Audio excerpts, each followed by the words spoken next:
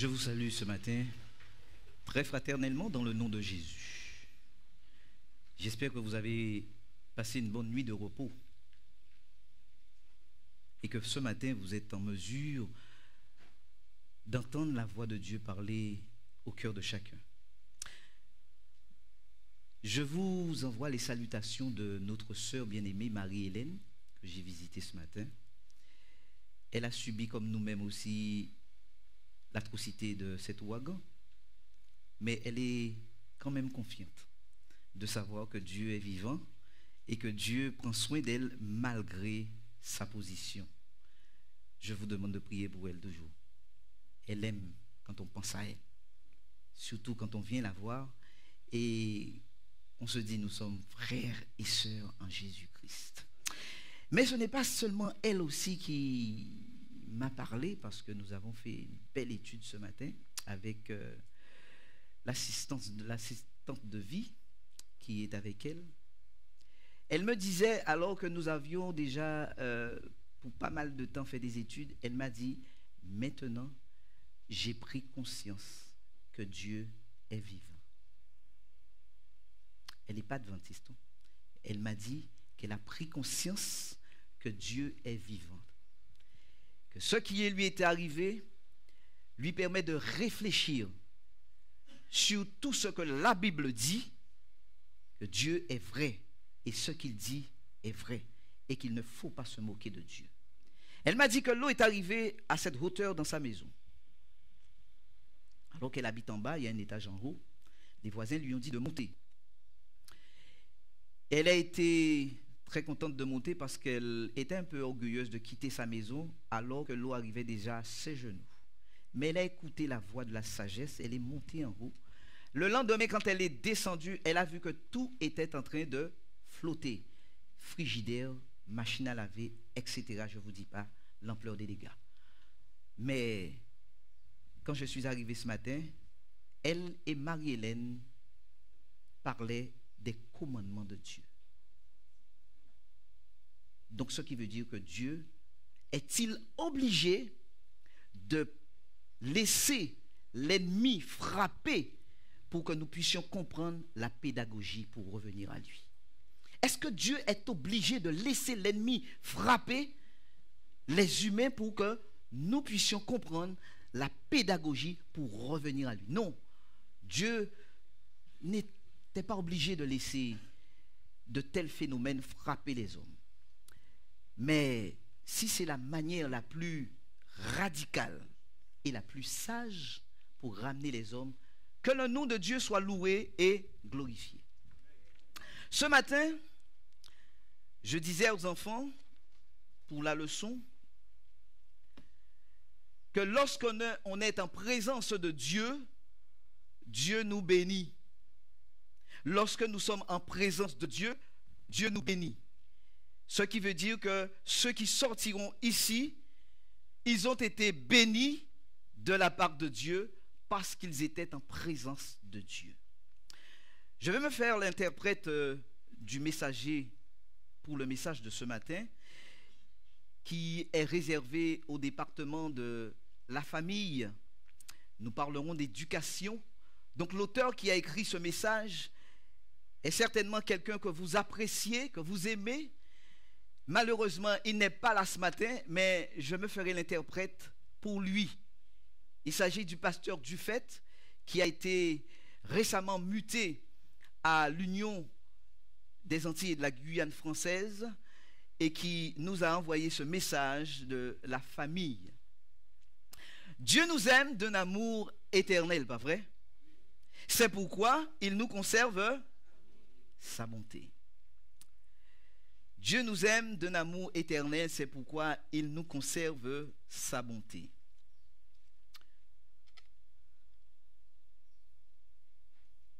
Dans le plan de Dieu, dans le plan de la rédemption, il y a les mots qu'on peut retrouver dans ce plan, les mots comme rééducation sur le plan physique, éducation sur le plan moral et intellectuel, sur le plan relationnel, sur le plan social et communautaire. Et sur le plan de l'agapé, qui est l'amour de Dieu, le plan spirituel, le Saint-Esprit qui nous communique la présence de Dieu. Après la chute, Dieu va de nouveau recréer un homme et une femme. Parce que au départ, c'est un homme et une femme qui ont péché.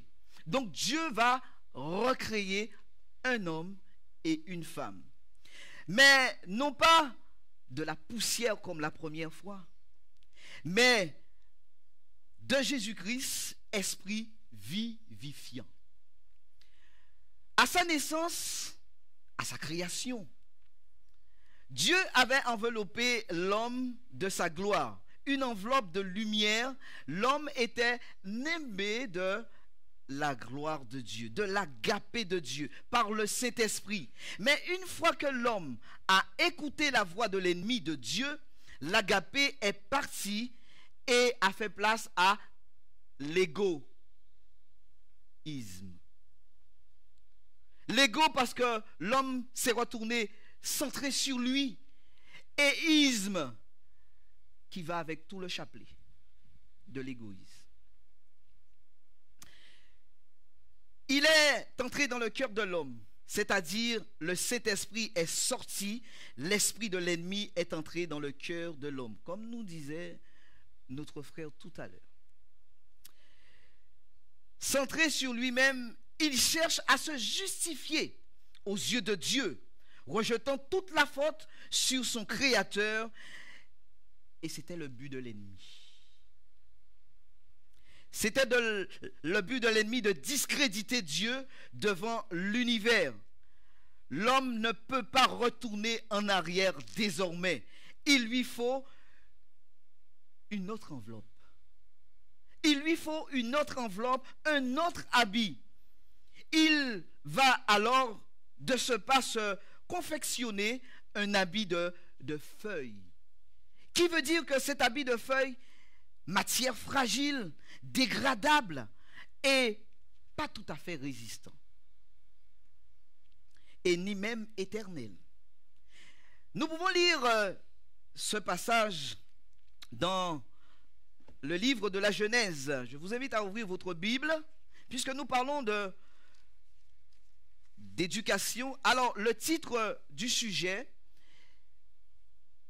que l'auteur a envoyé, nos institutions, une niche pour l'évangélisation. Nos institutions, une niche pour l'évangélisation. Ce qui veut dire que dans nos écoles, lycées, collèges, universités que nous avons à travers le monde, c'est une niche pour pouvoir amener toute âme à être sauvée et à devenir eux-mêmes des messagers de Dieu. Dans le livre de la Genèse, au chapitre 3, au verset 9, il est dit, mais Dieu du moins appela l'homme et lui dit, où es-tu? Il répondit, j'ai entendu ta voix dans le jardin et j'ai eu peur parce que je suis nu et je me suis caché. Et l'Éternel Dieu dit, qui t'a appris que tu es nu? Est-ce que tu as mangé de l'arbre dont je t'avais défendu de manger? L'homme répondit, la femme que tu as mise auprès de moi m'a donné de l'arbre et j'en ai mangé. Et l'Éternel Dieu dit à la femme, pourquoi as-tu fait cela? La femme répondit, le serpent m'a séduite et j'en ai mangé. Au verset 21, l'Éternel Dieu dit, voici l'homme est devenu comme... au verset 21, excusez-moi. L'Éternel Dieu fit à Adam et à sa femme des habits de peau et il les en revêtit. Qui t'a dit que tu n'es plus couvert? Qui t'a dit que tu es nu? Où est-ce que tu as appris que tu es nu? Pourquoi cet esprit de culpabilité? Jamais l'homme n'avait ressenti une telle honte, une telle ignominie. D'où sort le mot ignoble? Jésus, sur la croix, a méprisé l'ignominie, c'est-à-dire notre propre honte. Regardons l'exemple du peuple d'Israël, après 400 ans d'esclavage, d'aliénation, d'humiliation, de perte d'identité, et en tout, perte en tant que nation, Dieu va se donner les moyens de sortir son peuple de cette ignominieuse situation. Dieu va l'emmener au désert, donc sortir du monde égyptien, de tout ce qui l'entoure, pour aller dans un désert aride, sans eau, sans nourriture, ayant comme habitants des animaux de toute espèce, des animaux féroces, des animaux nuisibles. Y avait-il de mieux comme le désert? Est-ce qu'il y avait un endroit de mieux que le désert? Il faut réapprendre au peuple l'adoration du seul vrai Dieu, créateur du ciel et de la terre, et à le servir par amour et non être forcé à servir. C'est d'ailleurs la mission de Jésus que Luc présente au chapitre 4, versets 18 et 19. Luc chapitre 4, 18 et 19. Il est dit en ces termes: l'Esprit du Seigneur est sur moi, parce qu'il m'a oint pour, premièrement, annoncer une bonne nouvelle aux pauvres. Il m'a envoyé pour, deuxièmement, guérir ceux qui ont le cœur brisé. Et troisièmement, pour proclamer aux captifs la délivrance et aux aveugles le recouvrement de la vue. Pour renvoyer libres les opprimés et pour publier une année de grâce du Seigneur. Le péché nous a tous appauvris, pas vrai? Jusqu'à aujourd'hui, en 2017, tous les hommes sont aliénés. Appauvris dans la vie physique, car les spécimens dépassent à peine 100 ans. Et nous parlions de ça tout à l'heure avec le frère dans la sacristie. Aujourd'hui, nous voyons des centenaires parmi les hommes, pas vrai? Des gens qui dépassent la centaine. Mais pourquoi sommes-nous arrivés à voir qu'il y a des gens qui dépassent les 100 ans? Tout simplement avec le progrès. L'homme aujourd'hui dit, comme la parole de Dieu, paix et sûreté. Nous avons tout. Nous sommes riches. Comme dit la Odyssée. Donc, progrès dans la médecine, progrès dans la science, progrès dans tous les domaines intellectuels. L'homme est devenu, je dirais, non pas un Dieu, mais presque un Dieu. Malheureusement, pour être Dieu, il faudrait dire comme l'ennemi, prendre la place de Dieu, mais matériellement impossible. Le péché nous a tous appauvris. Ayant perdu l'aptitude de la maîtrise de soi, limitée dans la vie mentale, les plus intelligents des hommes d'aujourd'hui n'utilisent que 10% de leur intelligence. 10% de leur cerveau, appauvris dans la vie spirituelle. Et ce matin, je disais ça aux enfants, tout le programme, ils sont irréligieux. Ils ont perdu de vue le Créateur. Ils sont devenus charnels, appauvris en capacité relationnelle. Qui est mon prochain aujourd'hui? Or, la parole de Dieu dit, aime ton prochain comme toi-même. Et nous voyons que avec ce qui nous arrive, nous voyons que les hommes se réveillent en pensant à l'autre qui a été touché par tel événement. C'est une bonne pédagogie de Dieu. Appauvris en capacité relationnelle, puisque trop de familles vivent disloquées. Le père est par là, la mère est par là, les enfants sont... Aujourd'hui, nous voyons de telles catastrophes dans la famille humaine. On a perdu le sens des vraies valeurs. La dignité humaine est bafouée au profit du bénéfice. La plupart des institutions scolaires que nous avons aujourd'hui se contentent de remplir les têtes de ces jeunes, de ces personnes, de ces êtres, sans remplir les cœurs. Et quand on est sans cœur, on n'a pas de frein. Les enfants deviendront rebelles à leurs parents. C'est ce que nous avons brossé ce matin. ce sont les pulsions qui inspirent et régentent la vie des individus. Instruire l'enfant, à quel âge? Dès son jeune âge, instruis-le. C'est-à-dire lui donner des repères, lui donner des orientations, apprendre à l'enfant à ne pas vivre pour lui seul, mais parce qu'il va vivre dans une société où il sera pour l'autre. Madame White déclare: l'éducation et la rédemption sont une seule et même chose. Car pour l'une comme pour l'autre, personne ne peut poser un autre fondement que celui qui a été posé, à savoir Jésus-Christ.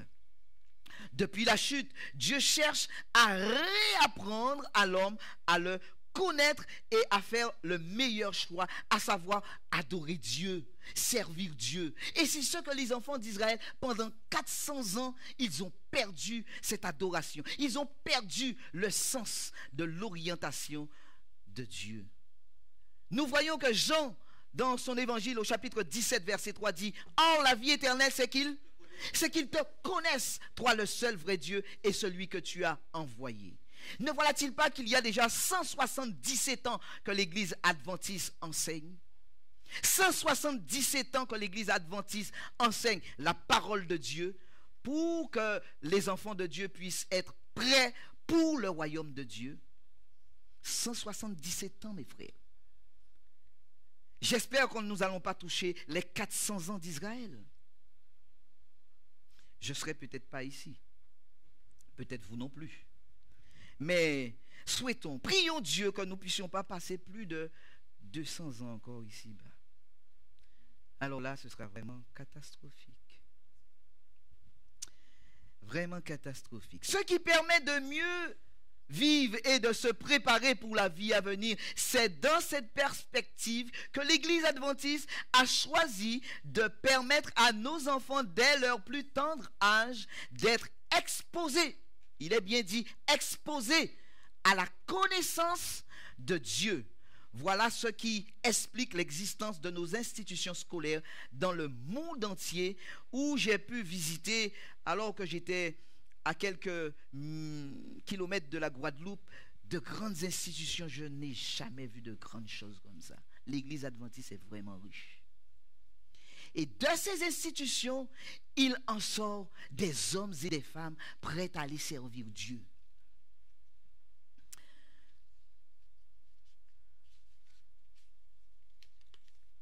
Dieu avait ordonné aux Hébreux d'enseigner ces ordonnances à leurs enfants et de les mettre au courant de tout ce qu'il avait fait pour leur père. C'était là un des devoirs essentiels des parents, dont ils ne pouvaient se décharger sur d'autres. Ce n'était pas des lèvres étrangères, mais le cœur aimant d'un papa et d'une maman qui devaient révéler à l'enfant le vrai Dieu. Et je disais ça ce matin aux enfants. Je prends toujours référence avec les enfants parce que je fais une belle expérience avec eux. Je leur dis effectivement que nous, pères et mères, nous devrions vous apprendre qui est Dieu à travers notre comportement, à travers nos pensées, nos paroles. Et comme j'ai un fils, je lui ai dit que mon ADN coule dans ses veines. Alors que j'étais turbulent, eh bien, j'avais voulu qu'il devienne sage, mais j'ai oublié qu'il a mon ADN dans ses veines. Donc j'ai arrêté d'être ce que je voudrais. Vous avez compris? Et je prie Dieu, c'est ce qu'il faut. Je l'ai compris un peu tard, mais je l'ai compris à temps.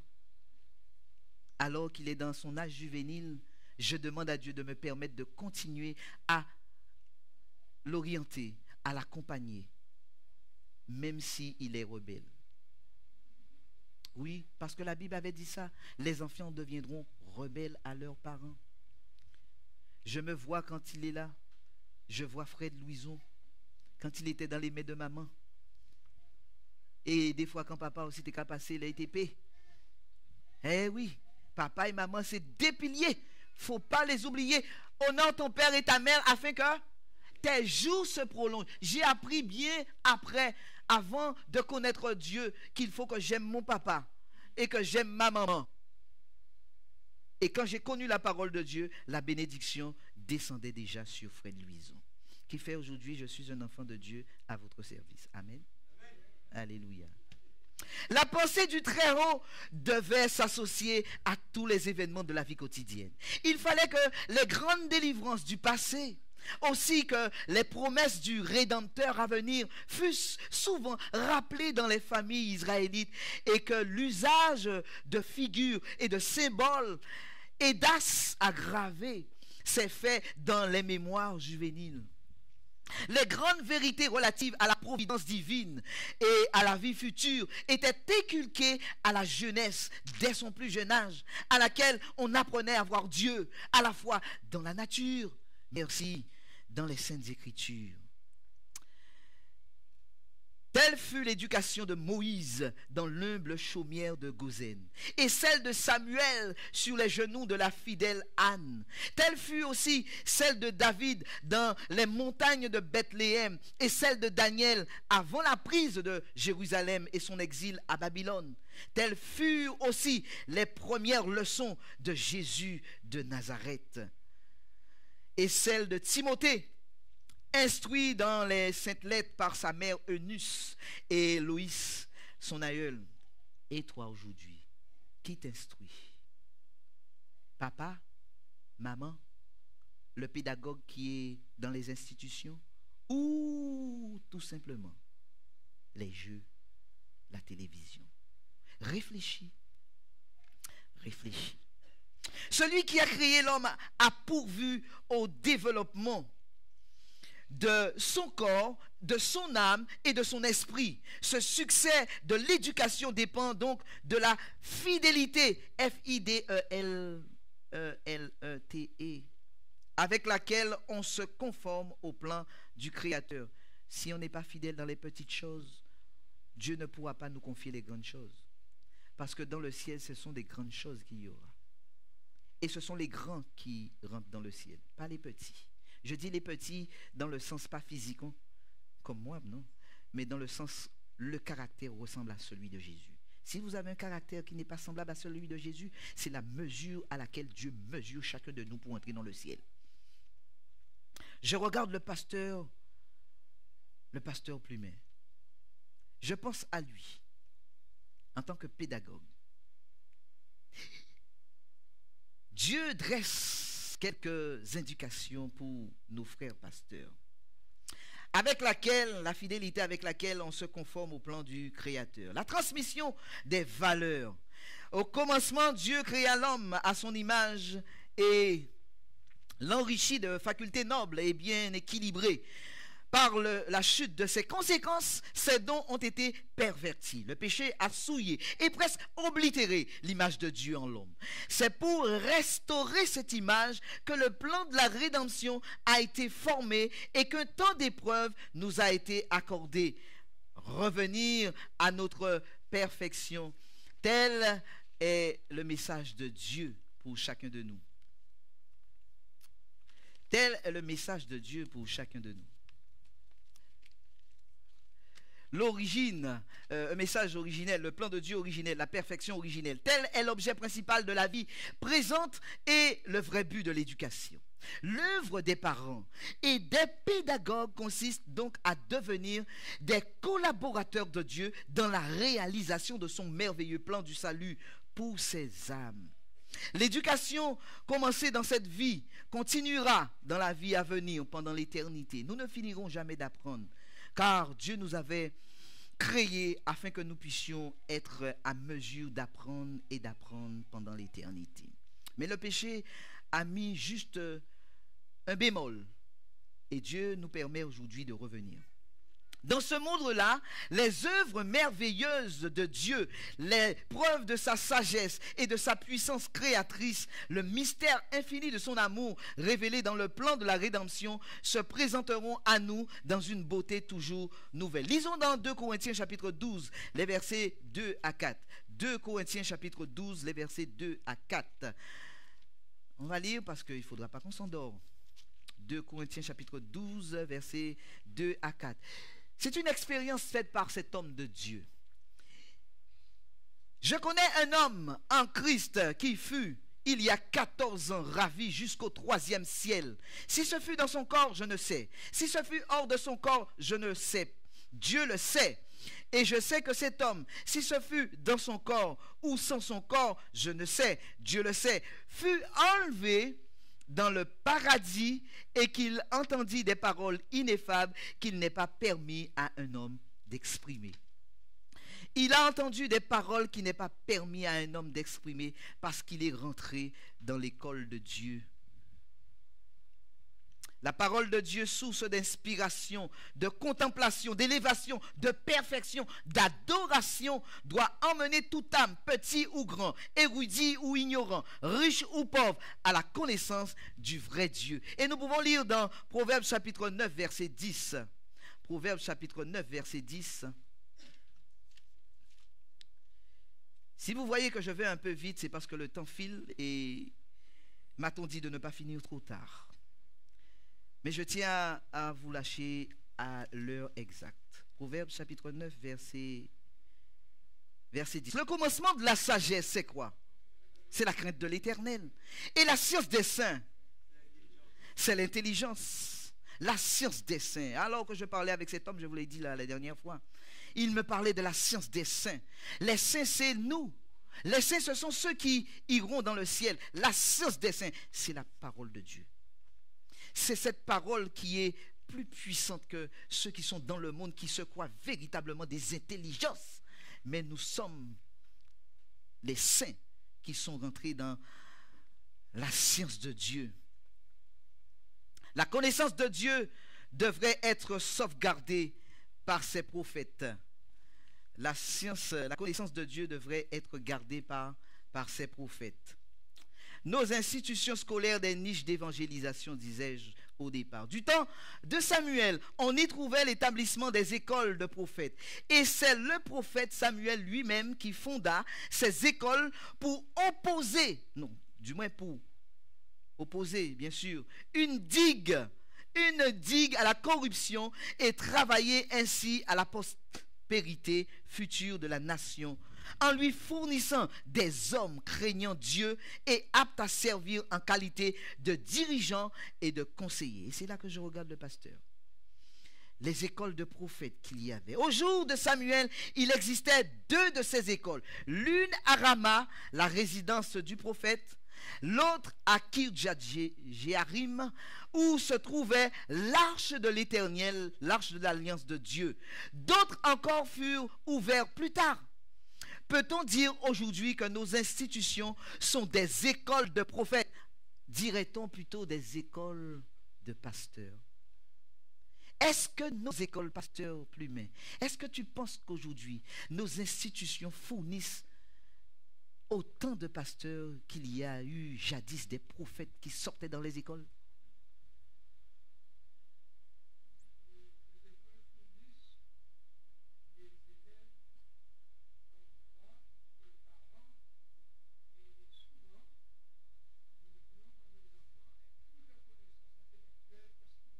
Merci, pasteur.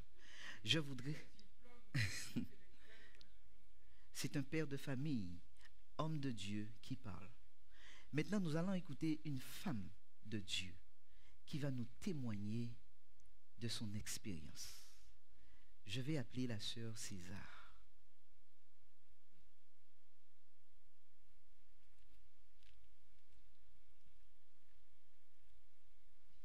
Viens jusqu'à moi, sœur César. N'aie pas peur. Les frères et sœurs qui sont là sont de gentils frères et sœurs. Et ils aiment t'écouter, ils aiment t'entendre. L'expérience que je vais vous raconter, un petit peu long, soyez patients. Je ne vais pas tout vous raconter, je vous dirai les choses principales. J'ai eu 7 enfants. Et mes 4 premiers enfants sont allés à l'école d'église. Vous comprenez que l'école n'étant pas subventionnée, l'école était chère. Et mon mari seul qui travaillait. Donc payer la cité et 4 enfants à l'école, ce n'était pas chose facile. Mais il était courageux. Et finalement, on augmente l'école. Alors là, il a été un peu déboussolé. Il a dit, ah, là, je ne pourrai plus. Donc, il a rapatrié un petit peu, pas tous, à l'école publique, et il a laissé d'autres à Boissard. Mais les problèmes maintenant sont arrivés tout de suite. À cause de quoi, pensez-vous? Le sabbat. Et finalement, une a été à l'école Michelet, l'autre à l'école Schellcher, un autre à l'école de commerce. Et puis, mais maintenant, un jour, un parent d'élève de Michelet vient me voir et il me dit, Madame, je suis venu vous voir parce qu'il faut envoyer votre enfant à l'école le samedi. Sinon, l'enfant ne va pas réussir. Alors, vous savez, pour moi, Dieu, en tout, est premier et pour tout. Mais j'ai répondu avec une fermeté, monsieur. Mais les adventistes, il y a eu des docteurs, il y a des professeurs qui ne sont jamais allés à l'école le samedi. Et les enfants qui sont dans la rue, là, qui vont à l'école le samedi. Que pensez-vous? Donc, il n'a pas pu me répondre et il est parti. Mais quand j'ai réfléchi à la manière dont j'ai répondu avec une fermeté, j'ai dit, ah, ce monsieur-là, l'école, ils vont barrer la route à mes enfants. Pour me faire comprendre. Alors j'ai dit, bon. Alors quand mon mari est arrivé, je lui ai fait part de cela, et puis je lui ai dit, tu sais, ils vont barrer la route aux enfants. Alors qu'est-ce que nous faisons? Et on a décidé de retirer celle qui était à Michelet, de la retourner à Boissard, et de rapatrier un autre à l'école de commerce. Mais Dieu est grand et merveilleux. Les enfants ont fait leur chemin. Ceux qui ont été à l'école, j'ai eu un fils à l'école tout près de la maison, eh bien, il a été vraiment... il m'a raconté son expérience. Lui me disait que la maîtresse était méchante. Et j'étais bon dans toutes les matières. Mais elle me questionnait sur ce qu'on avait fait le samedi et il me donnait mauvaise note. Finalement, arrivant en 6e, il m'a orienté vers une école, la deuxième chance, on appelle ça. 6e aménagé. Il me dit, mais si j'étais resté à Boissard, ben, je serais déjà bachelier comme les autres. Mais figurez-vous, les derniers enfants maintenant, eh bien, parce que j'en ai 7, le papa les a orientés à Boissard. Et ils ont tous eu le bac. Amen. Et l'enfant maintenant que j'ai retiré à Michelet, il a eu son bac aussi au premier tour. Alors, nous pouvons dire merci Seigneur. C'est un peu difficile de payer, mais Dieu est bon, il nous donnera toujours la possibilité de le faire. Et les enfants n'ont pas été... ils n'ont pas reçu des enseignements pour troubler leur foi. Et je dis merci Seigneur.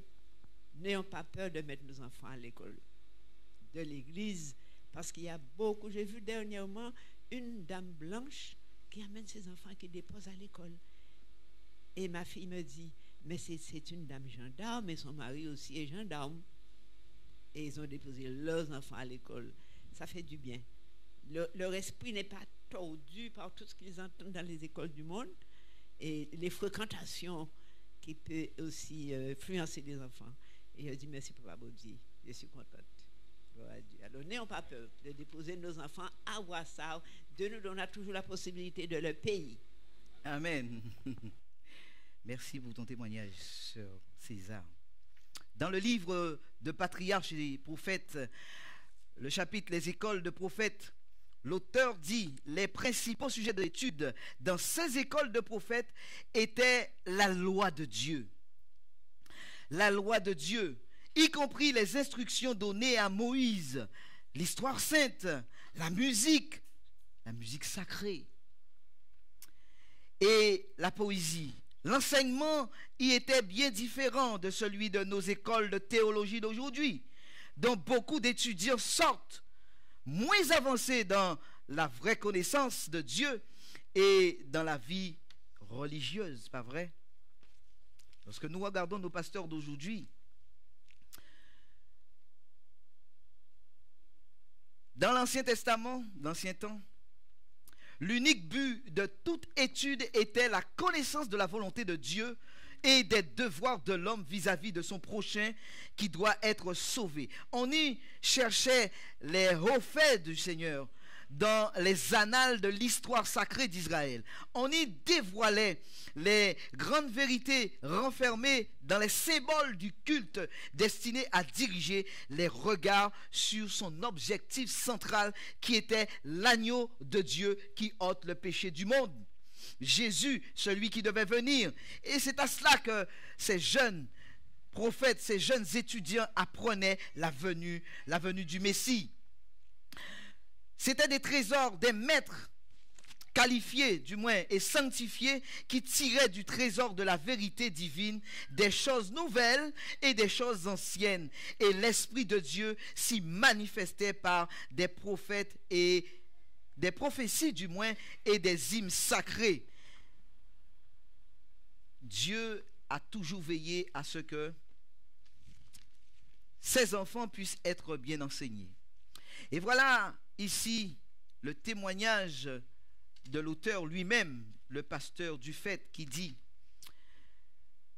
alors qu'il était élève et aumônier aussi à l'école adventiste, il dit, s'il est bon de dire ce que l'on pense, il est encore mieux de partager ce qu'on a vécu ou ce que l'on vit. Je ne suis pas né à l'église adventiste, écoutez bien. Personnellement, j'ai eu un décollage difficile dans ma scolarité.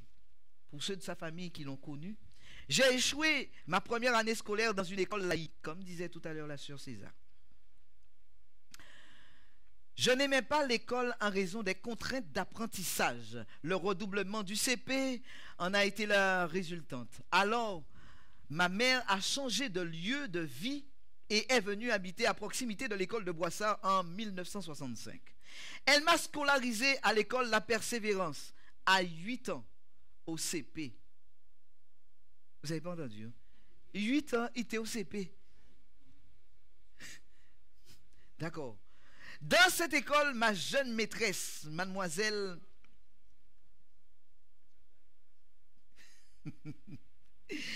Il dit, ma jeune maîtresse, mademoiselle Ménard Denise, s'est appliquée à me montrer comment avoir une écriture soignée.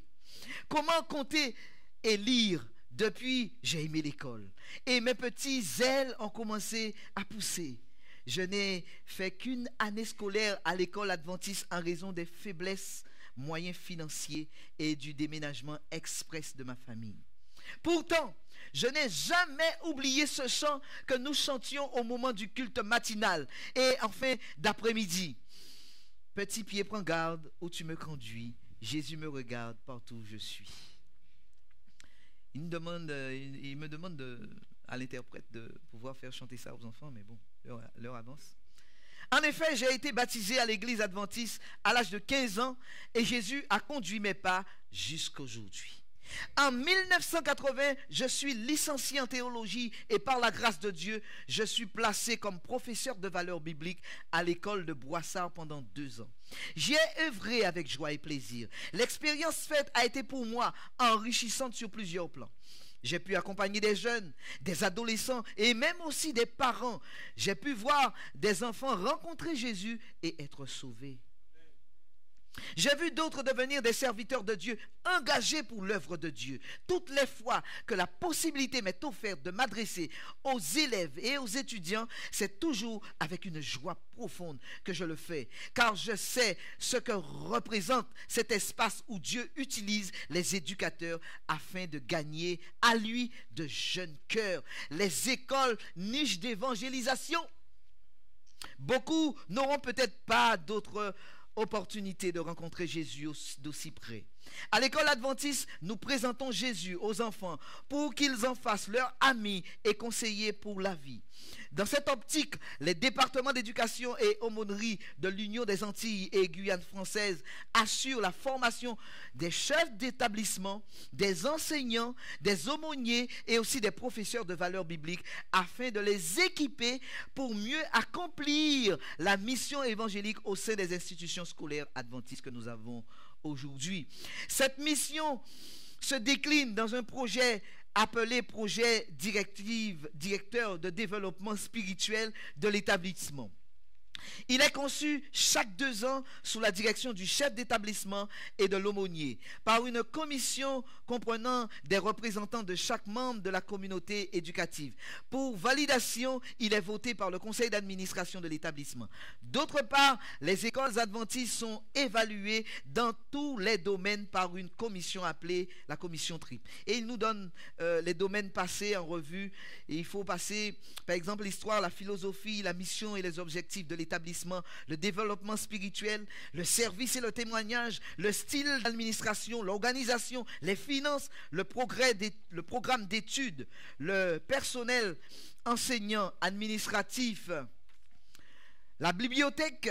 Les enfants, n'oubliez pas qu'il y a la bibliothèque, le centre de documentation et d'information, ainsi que l'outil informatique, la vie académique, les activités du personnel et des élèves, l'animation de la vie estudiantine, les infrastructures du moins, le service de relations publiques. Il dit qu'à travers l'accréditation, l'institution démontre qu'elle met en valeur des efforts et des moyens pour fournir la meilleure formation scolaire possible pour que nous puissions avoir non pas des prophètes mais des serviteurs vrais pour que l'œuvre se termine. Qu'a dit Jésus? Il a dit que la moisson est comment? La moisson est grande. Jésus a brossé un regard jusqu'à aujourd'hui, peut-être au-delà de notre temps. Il a vu que la moisson, elle est grande, mais qu'il y a peu d'ouvriers. A-t-il menti, Jésus, le grand pédagogue? Il a dit qu'il manque des ouvriers. Il manque constamment des ouvriers. Et c'est pourquoi je demande à Dieu d'aider celle qui est responsable des activités de notre Église, des activités du service personnel, de l'aider à supporter. Et surtout, à avoir la vision que c'est Dieu qui conduit et non pas l'être humain. D'accord? L'Esprit de Dieu conduit. L'Esprit de Dieu enseigne. L'Esprit de Dieu aussi incite et amène beaucoup à réfléchir de la mission pour accomplir pour le retour de Jésus. Paul disait de son jeune disciple et compagnon d'œuvre, Timothée: je t'en conjure devant Dieu et devant Jésus-Christ, qui doit juger les vivants et les morts, et au nom de son apparition et de son royaume, prêche la parole, insiste en toutes occasions, favorable ou non, reprend, censure, exhorte avec toute. Ah, vous avez peur de dire douceur. Avec douceur et en instruisant. David, lui, disait à Dieu dans le psaume 51, 12, donne-moi la joie du salut. Voilà pourquoi, à l'école adventiste, dans l'espoir du retour imminent et glorieux de Jésus-Christ, nous faisons de notre mieux pour préparer un peuple à l'accueillir, ayant intégré l'esprit de service, qui est la deuxième loi du ciel. La première loi du ciel, c'est quoi? C'est l'amour. Et la deuxième loi du ciel, c'est le service. Je l'ai dit tout à l'heure. L'école adventiste, et nous terminons là-dessus, est à entretenir. L'école adventiste est à entretenir. Vous avez entendu l'appel de notre sœur que l'église adventiste croit que nous puissions penser, mes frères. C'est notre pensée, mais ce n'est pas la pensée du Seigneur. C'est l'institution de Dieu. Soutenons ces institutions. Et je suis venu avec des feuilles qu'on m'a données. D'accord? Où vous pourrez vous enquérir pour pouvoir soutenir cette institution, ces institutions. Car ce n'est pas les institutions de pasteur X ou de frère Intel, machin. Non, c'est à bon Dieu. D'accord? Même si nous voyons, c'est à bon Dieu. Dieu a mis les hommes à son service. Il est vrai que les hommes sont imparfaits.